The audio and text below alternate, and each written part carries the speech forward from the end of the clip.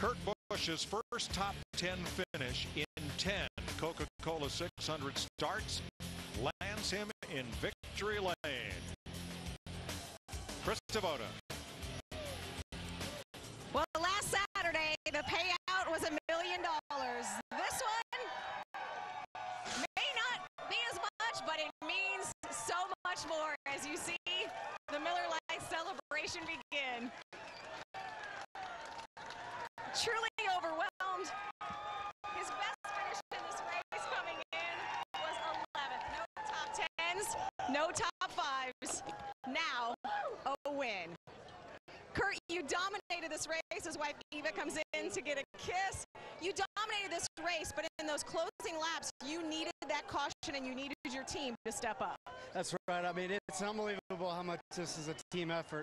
I mean, I get the spoiled job of driving an awesome Miller Lite Dodge like this was. I mean, this is just a great team and a great move right now with what we did a few weeks back. And, you know, Steve Addington is brilliant. Dave Winston, he's brains on this team. And everybody just pulls the rope in the same direction. I mean, it's just unbelievable to have a car that would stick that good. And this being Memorial Day and all, I thought about the troops all day long. And, you know, a buddy of mine, Chris, was a paratrooper. He's not here with us right now. But to all the men and women that serve, that protect our freedom, thank you. And we'll be celebrating tomorrow on the lake. And everybody should stop by their convenience stores and get these Miller Lite Vortex bottles. That's what I'm talking about. And on Tuesday, go buy a Dodge. Well, Kurt, I know the problem for you in the past has always been that transition, day to night.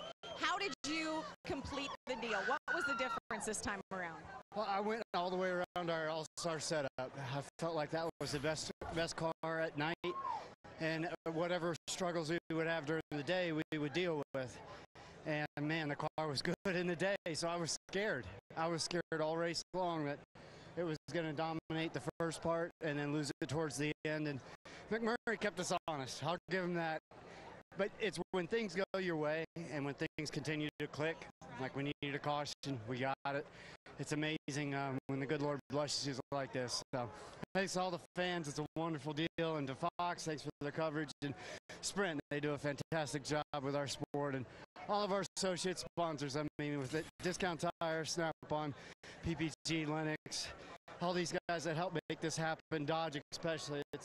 Sometimes we think we're behind driving a Dodge, but most importantly, Roger, this one's for you. I thought about that Ganassi car behind me. He wasn't going to get by us. Thanks a lot. The captain may have come up short in the Indy 500, not in the Coca Cola 600. They call Charlotte the Queen City, Mike, today. And the last 2 weeks, Kurt Busch has been king. Absolutely. A big hug from his mom, Gay,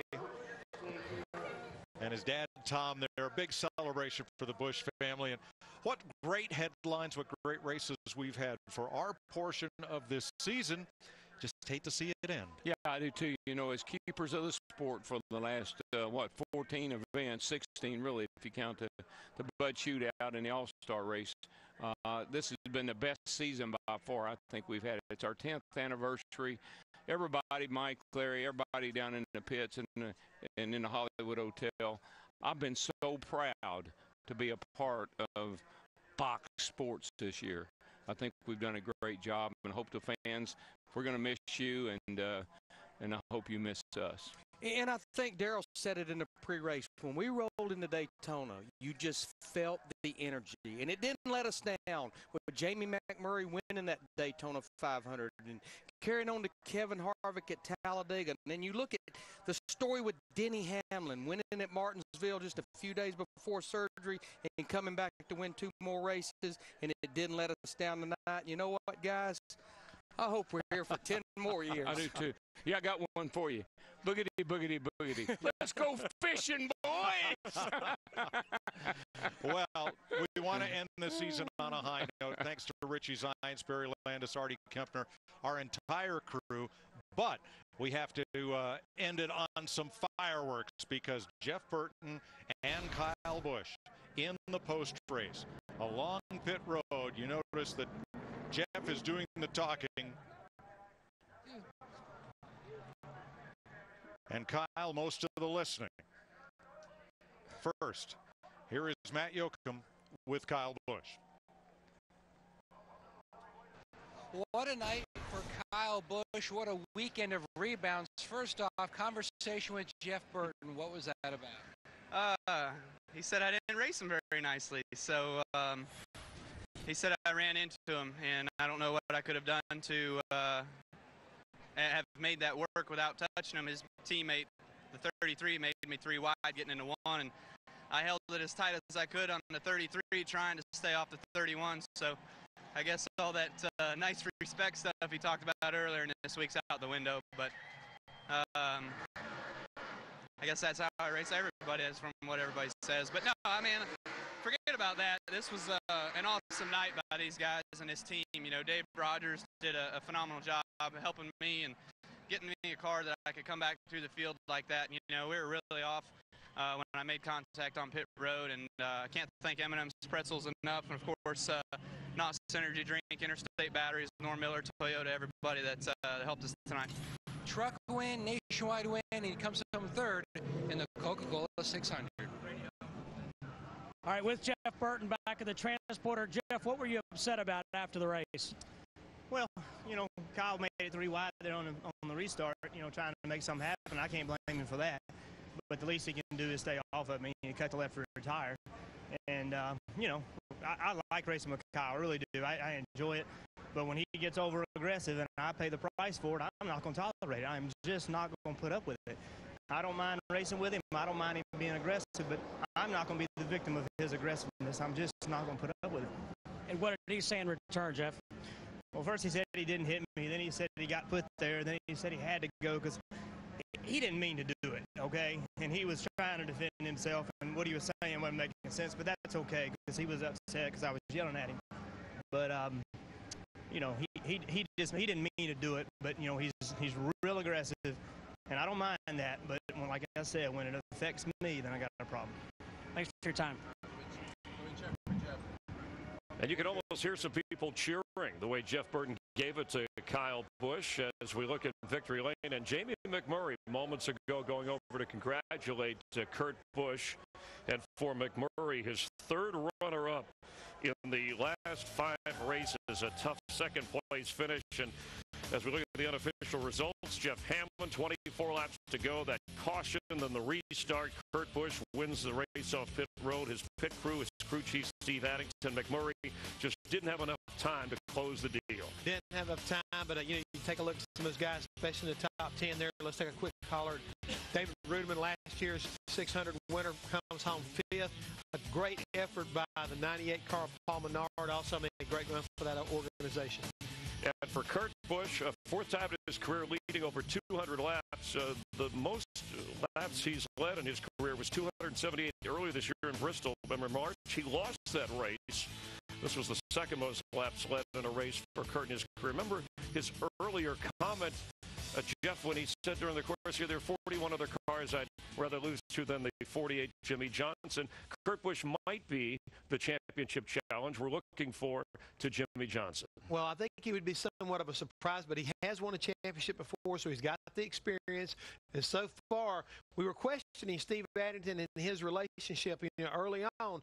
But, man, it's really come together, and they are starting to look like a force to really reckon with, especially on the mile-and-a-half racetracks. I mean, they have been really flawless. And last week at that All-Star race, he told me on Monday, we were playing a golf tournament for Rick Hendrick, and he told me then, he said, we found something in that last 10-minute break that made that car like it was on rails. Best driving car I'd had in 2 years. I wonder if he says the same thing tonight. He gained 3 positions, moved up to 6th in points. So we talked about Jamie McMurray's situation. Let's get a word from him. He's with Dick Berggren. Well, Jamie McMurray finishing in a disappointing 2nd place, but you had a big night. Yeah, we had a great Bass Pro Shop Chevy. You know, just to take us 25 or 30 laps to be able to catch Kurt, and then it'd take about 10 more to be able to pass him. But had a great night, a great car. We just, you know, the track position was key, and when he got out in front of us on that last pit stop, and then some of those guys stayed out, it was a struggle to get back around him. How disappointing is it to finish 2nd after you ran so well? Well, it's disappointing, but I'll continue on from the talks like at Daytona, from where I was last year to the runs we've had this year with the polls, and to have great partners like Bass Pro Shops and McDonald's come and support us. It's a really good time to be a part of Earnhardt Ganassi Racing and Chip Ganassi Racing, with them winning the Indy 500 today. And you know, I'm disappointed to finish second, but I'm really happy about it. You're on a career year. Congratulations. Thanks, Dick. Roger Penske did have two drivers finish in the top 10 at the Indy 500, and of course his driver Kurt Busch win. As we check the points, we're halfway to the chase. 13 races through. Kyle Busch narrowed Kevin Harvick's points lead. Jeff Ryan Newman slips into that 12th spot. Martin Truex Jr. slips out. And that's where the battle's going to really come from right now. Ryan Newman right there in 12th. You see Clint Bowyer just 4 points out. Martin Truex Jr. just outside. But look at Jamie McMurray. He's making a charge just like Juan Pablo did last year for Chip Ganassi. To get in that top 12, you better watch him out.